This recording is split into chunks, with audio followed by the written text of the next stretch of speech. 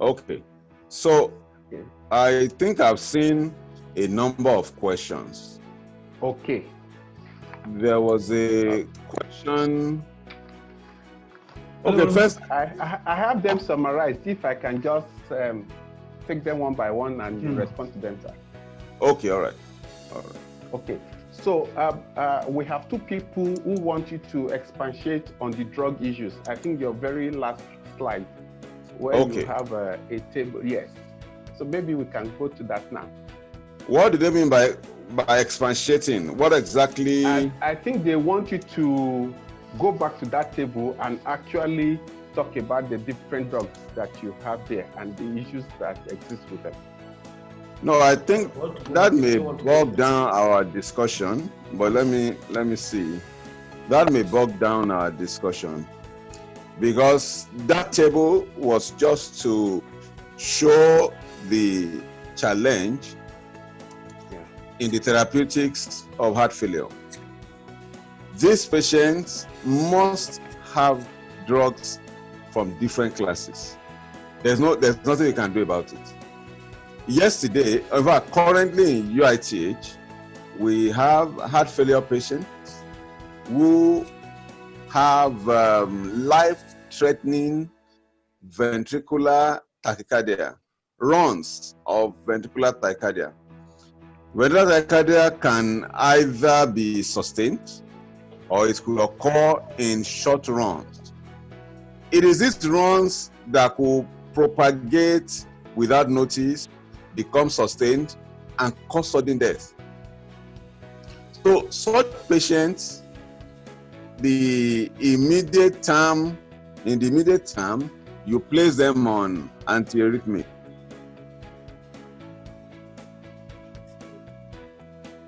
Please mute him again.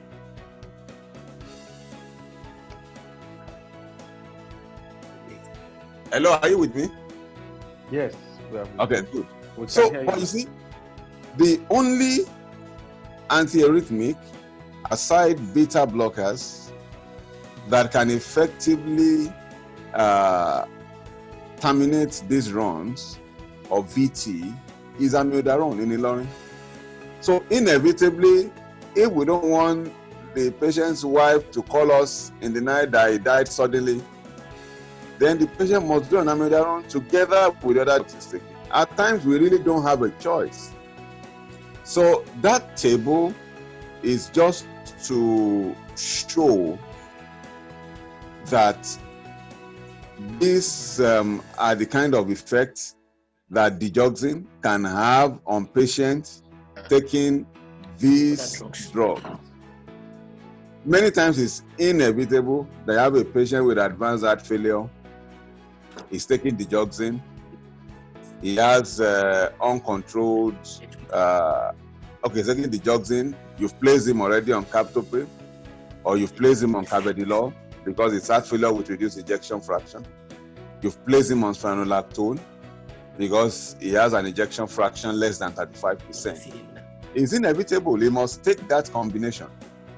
But this, my table, only shows that the drug-drug interaction between these elements, the reduction in renal clearance of some of these drugs by digoxin. Sorry, can you move to the table? We are not seeing the table. Yes, I have to share my screen. So let me share my screen. Let me share my screen. Have I been allowed to share my screen? Because we are currently on Dr. Alphonsus. Dr. Alphonsus, take down your screen, please. Okay. So stop share, right? Yes. Stop sharing your screen. Yeah. Okay. So I think you can so my screen is up now. Aha, good. So can everybody see the screen now? Yes. Good. So now, yes, for a patient with advanced heart failure. Slide show, sir. Slide show. Okay. Thank you. Yeah. So now, for a patient with advanced heart failure who has had to be placed on digoxin, who is also on spironolactone, then we bear in mind that spironolactone can reduce the renal clearance. Digoxin can reduce the renal clearance of spironolactone. And so that patient who would ordinarily be placed on 25 milligrams daily of spironolactone, we know that is likely to have side effects of spironolactone on the long term. He has a greater likelihood than the patient who doesn't have to take the digoxin. So we may ask ourselves, do we give him a lower dose of spironolactone? I don't know if you are following me. So that we reduce the risk of him developing side effects, gynecomastia, painful breast, and all that, So the same with this patient who is on digoxin and who we have to give amiodarone to as well. So that essentially is what I'm trying to highlight with this table as just an example of the effects our drugs could have on each other and on eventual therapeutic outcome in our patients. I don't know if this answers the question. Okay, thank you, Doctor. Well, I know very much that. Before I continue, I must thank Dr. Afonso for the presentation. Thank you, Dr. Ayo. The highlighting of the benefits of broadening involvement of the pharmacist in the cardiovascular care of patients. Yes, the only word of, is it caution? Not really caution.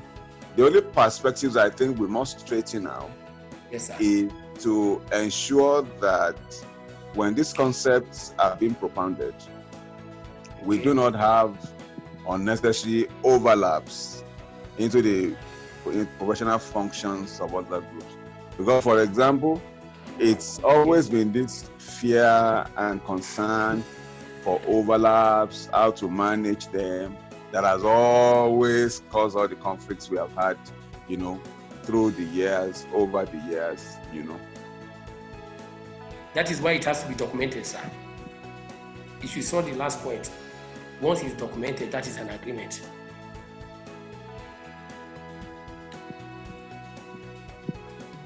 All right. I think Dr. Ogunmadede has been muted again.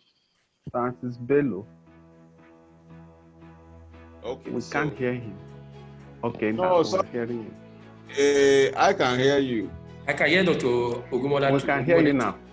Don't mind me. Yeah, a call came through. Okay. So thank you very much for that. The next question. Yes, sir. Somebody asked here that how do you differentiate between bronchospasm that is as a result of heart failure exacerbation, or that of COPD in the same patient? Yes. Oh, yes. It could be difficult to differentiate. What will make it easy to differentiate is the history. And that's why I remember that for us as physicians, our tripod is history, physical examination, laboratory, or other investigation, and then we make a diagnosis. So you can only differentiate from the point of history. When you know that the patient is a non-COPD patient, or patient gives you history that these symptoms, he has had symptoms of easy fatigability and all that, probably predating your diagnosis of heart failure. Now, if all that is not convincing enough, by the time you come to the point of physical examination, issues to be clearer.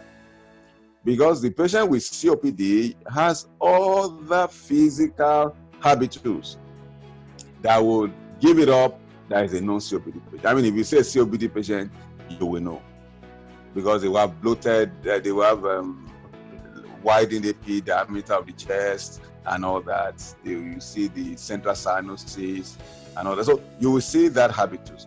If at that point things are still not clear, then by the time you do a chest X-ray, then things will be clearer because you see features of hyperinflation. So when we string all these evidences together, then we now make up our mind that, this wheezing is most likely from a pre-existing COPD and not just from the heart failure.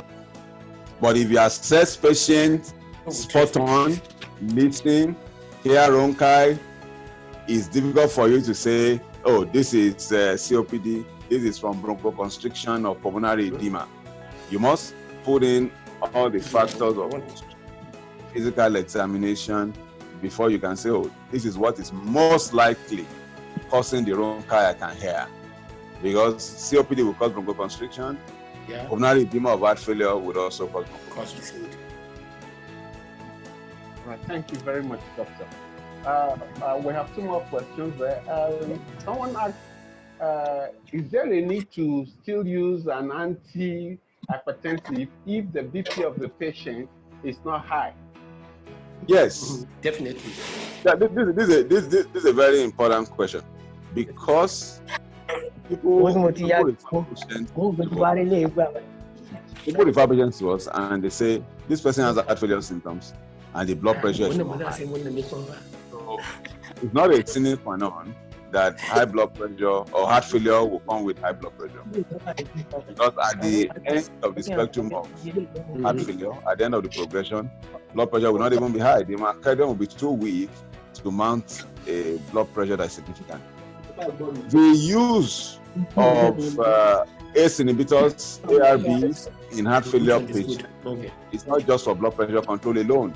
So that is why when they come to us, Pharmacist Solio, can you please mute your mic? Pharmacist Solio, mute your mic, please. Right on, sir. Okay, all right. So that is why when heart failure patients come, once they are not hypotensive, they don't have blood pressure lower than 100/60 thereabouts, they will still get ACE inhibitor or ARB at a very low dose. For the reason of the pathophysiology principles I discussed earlier, which is to blunt the compensating mechanisms, the activation of the renin-angiotensin aldosterone axis. So that is the function of ACE inhibitors, ARBs in this patient, not for blood pressure lowering. But I must mention that in heart failure patients who have low blood pressure, who are hypotensive, all drugs that can lower blood pressure must be discontinued. But the essence of those drugs is not just for blood pressure lowering alone. I hope I've not confused things. No. Okay. Thank you very much. And one more question. We have three more questions. The next one is there is a question on the availability of the cardiac devices in Nigeria. Yes, how long they last and how long patients use them. Oh, they're available. Pacemakers are available, implantable cardiovascular defibrillators, cardiac resynchronization therapy. They're available and they improve the quality of life of patients. These devices can last up to 10 to 15 years. Newer ones are coming up with batteries that can last longer. And then when that time is up, patient just goes and has them replaced. They are usually implanted under local anesthesia. Patient is talking to you while it's being done. At the most, you just give patient very mild sedation, very mild sedation if necessary. So they're available in Lagos, and we've had reason to refer patients, one or two patients for them. Yes.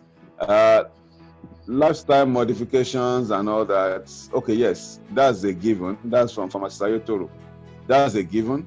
And remember I mentioned at the beginning that we'll just focus on therapeutics alone in this presentation so that we don't bog down this session. Okay, thank you, sir. The next two questions are my personal questions. Okay. And I would like to ask that one thing that in the other climb, one thing that's of much concern to heart failure patients is their quality of life. Yes. And so you find out that along the clinical outcomes, you also want to measure these humanistic outcomes. I don't know whether that is operating here, and if it does, how do you manage it? Or we don't have patients who have concerns with their quality of life that are heart failure patients? Oh yes, the issue of quality of life is in the front burner of discussion in heart failure management, even in our country. 1 or 2 studies have been done assessing the quality of life of these patients. One of the popular tools we use is the Kansas City Cardiomyopathy Questionnaire. We are putting up a study in our center here to objectively assess their quality of life, understand the issues that they deal with, and see how that can help us generate mechanisms to intervene and deliberately work to improve their quality of life. But you see, most of the quality of life issues that we have in heart failure patients in this country and in the developing world are seriously related to the general socioeconomic dislocation that we have. Most of the issues they have with quality of life are related. For example, somebody retires at the age of 60, he has spent his 35 most productive years working for the government. He retires at 60 and is exited from NHIS, which will be the fate of you and I eventually when we leave this government service. So this person will develop heart failure after the age of 60 from hypertension that he probably developed while he was in service. And then the gratuity never comes. The pension comes in staccato fashion. So we found that a lot of quality of life issues with our patients are directly related to the general socioeconomic inadequacies and dislocations that we have in the country. So it's many times is an issue that is beyond us. You find that we don't have care homes, we don't have legislation to take care of the elderly.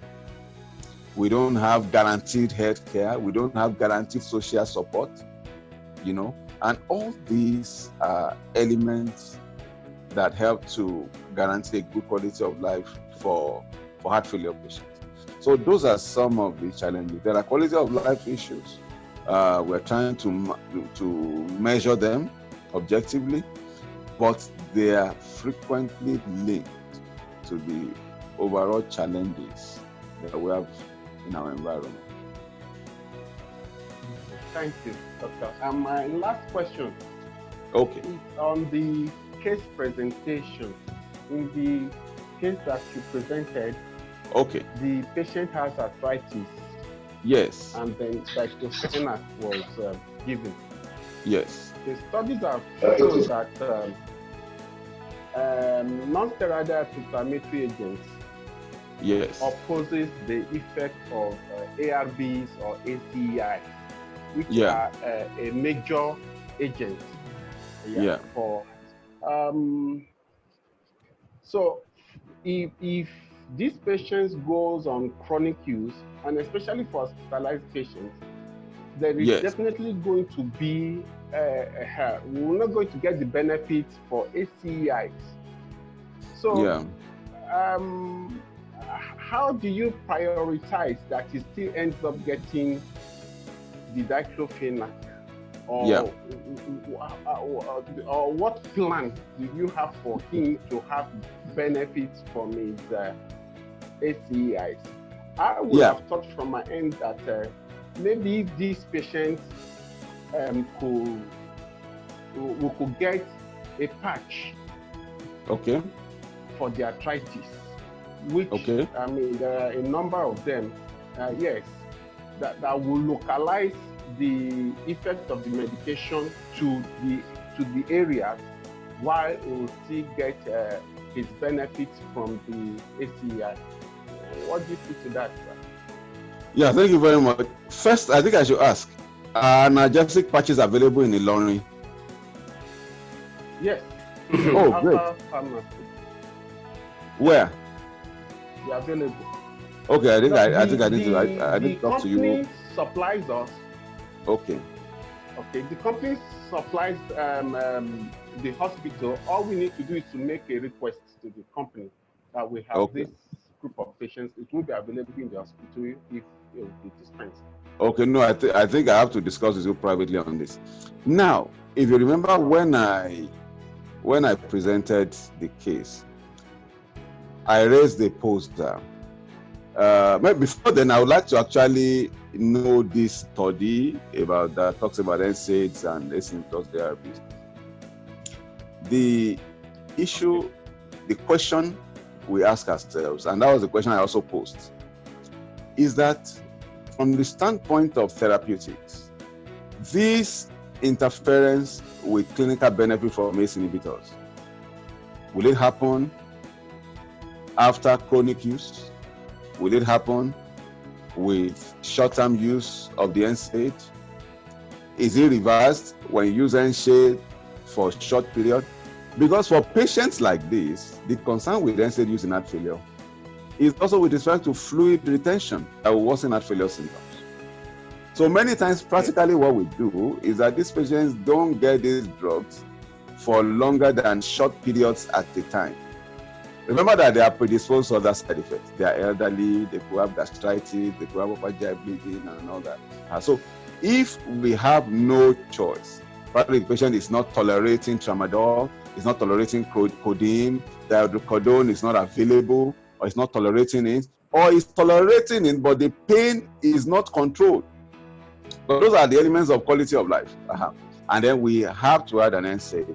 Then usually the perspective is to say, okay, give the NSAID for short periods at a time, so that you don't have too much interference with the clinical improvement of the patient from this drug. Because inevitably, a patient with heart failure, one of the first line medications is a drug that blocks the RAS system.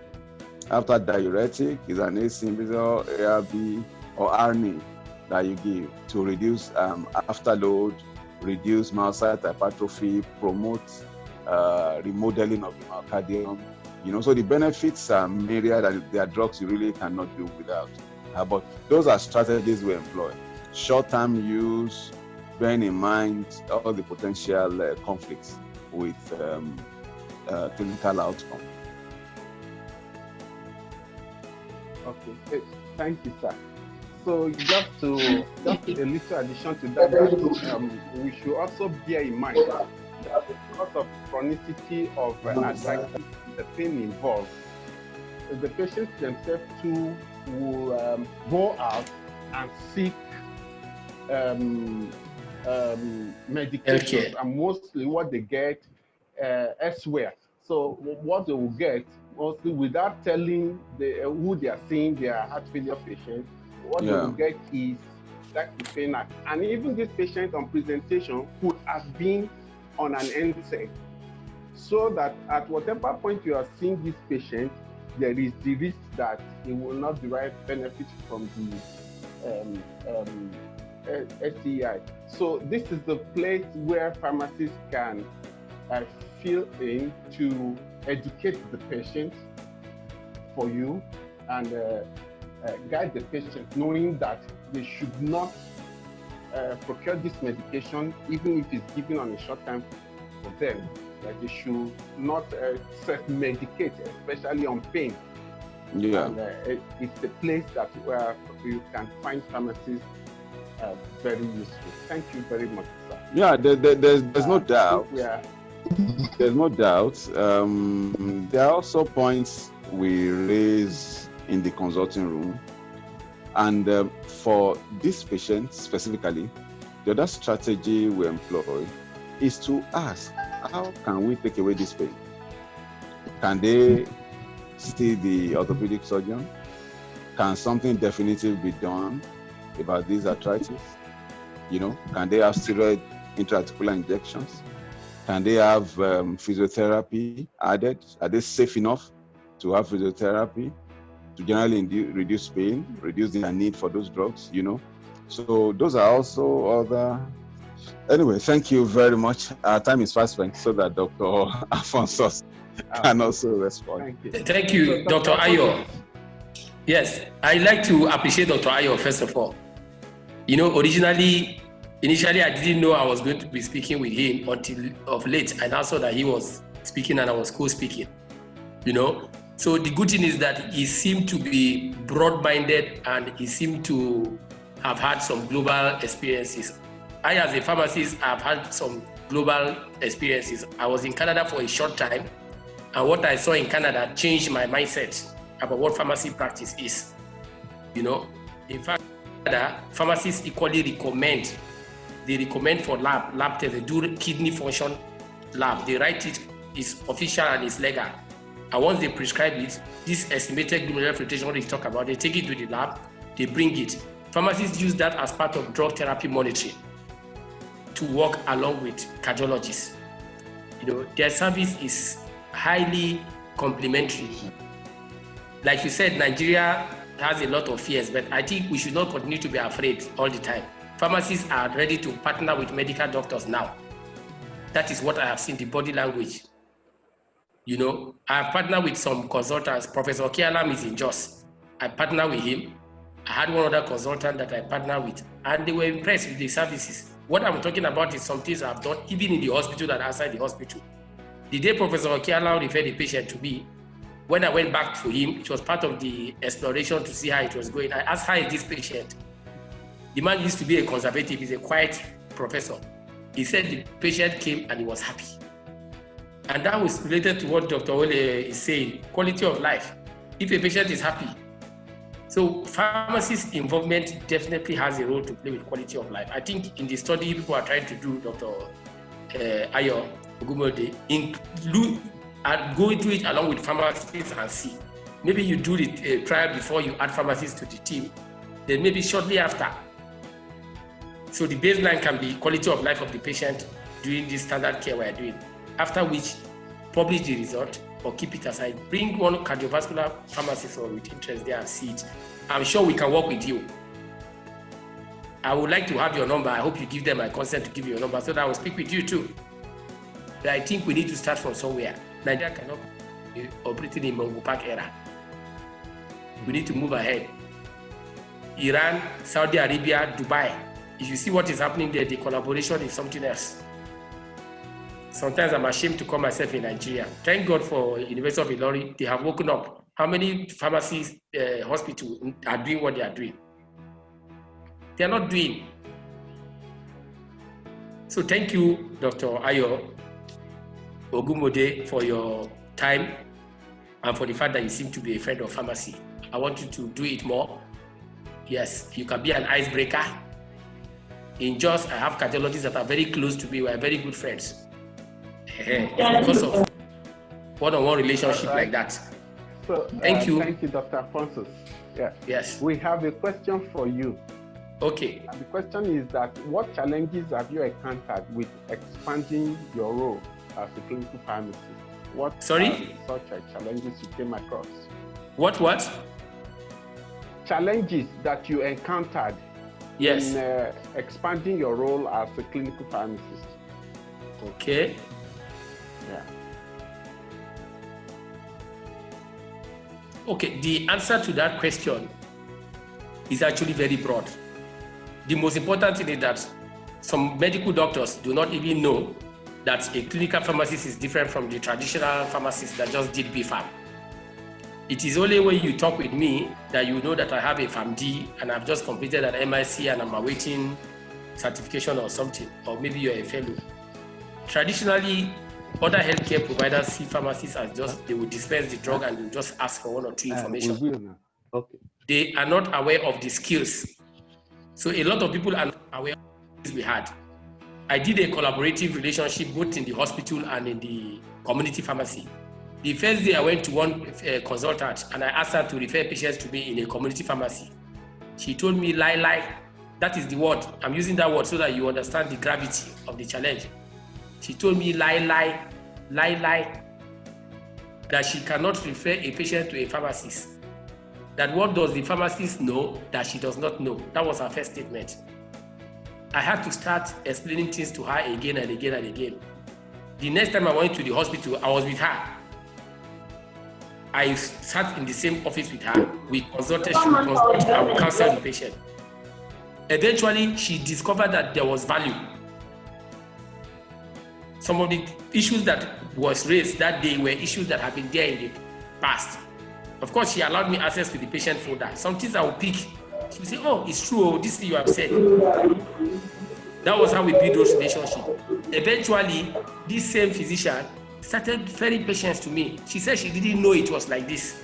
She didn't know that pharmacists have added, clinical qualification, and we have the clinical expertise to see beyond. And I don't blame her. So I think that's why we need collaboration. We need to be inviting medical doctors like this to see what we do and to hear from us, to let them know we can speak the same language. That was in the hospital setting. It was one of the big ones that I had. Again, I had one other one again. When I was doing my PharmD, I told you clearly, I was doing medication adherence in hypertensive patients. One of the medical doctors was doing the same thing. I brought 3 pharmacists to work with me. The young pharmacists were afraid. I asked them what is happening there. They said the medical doctors are very proud. I said, who told you medical doctors are very proud? I said, they're not like that. You don't know them. Eventually, they could not relate. That's why you see me talking about communication. Communication is very important, and pharmacists have to learn it so that you break the ice. Eventually, these pharmacists that were doing work with me, one other of the guy was just completing his residency. So he was doing medication adherence too, but he was looking at psychosocial functions.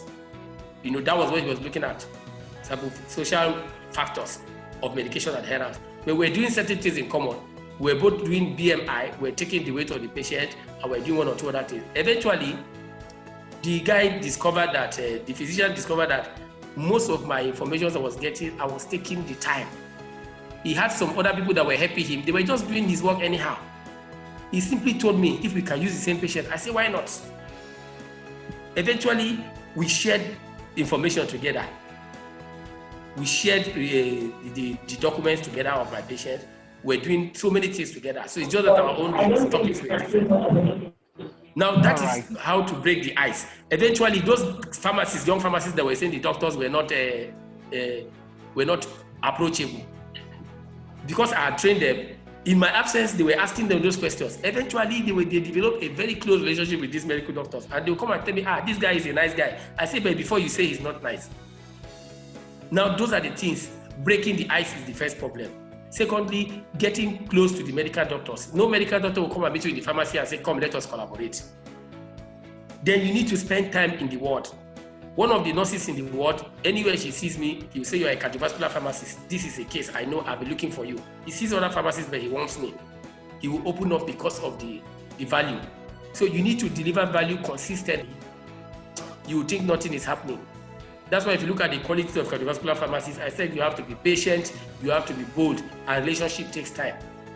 I had one of the nurses in charge that will call me if a patient is not taking their medication.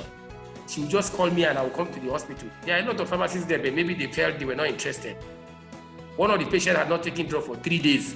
The day I saw the patient, when I left the office, by the time I had finished it, because I do a lot of, psychotherapy, So by the time I left there, the patient started taking the drugs. Some of the nurses started saying, what is that thing you are doing with this man that is making him take the drug that we could do for the 3 days? I told them, no, I have other skills in this area. And these are the things. They said they were going to call me to do some seminar, but they didn't call. And you won't force people to call you. It's only when somebody calls you that you will hear what you have to say. So there are a lot of challenges with breaking the ice. People will not know who you are until you tell them that this is what I can do. It takes time to develop relationship, but most medical doctors I know would open up to you if they know what you know. But you have to start it. You have to be ready to look at patients' folders, even to with the lab scientists or with the medical lab record to get information. Thank you. We will love you continue, but we have to bring this to a close now. Thank you. Thank you. We want to, on behalf of the department, and our HOD, we want to sincerely thank Dr. Ogumodede and Dr. Alphonsus for making this meeting a very rich one. I believe that everybody learned one or two things that we can put to use. Thank you again. We'll be calling on you some other time. So this meeting has come to a close now. Thank you. Pharmacist Bello can take over. Thank you very much. So I want to call on Pharmacist Ilorin to give the vote of thanks. Pharmacist Ilorin, up to you. Can you hear me, sir? We can hear you clearly. Can you go on? Okay, would like to appreciate everyone for attending today's Zoom meeting. On behalf of the pharmacy department, we'd like to say a very big thank you to Dr. Ayo Gumodede, consultant cardiologist of UITH. We also like to say a very big thank you to Dr. Alphonsus Peter for his presentation.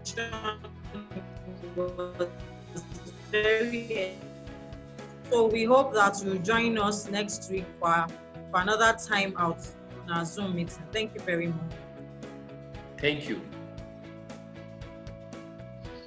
I think it's bye now for everybody. Thank you for coming.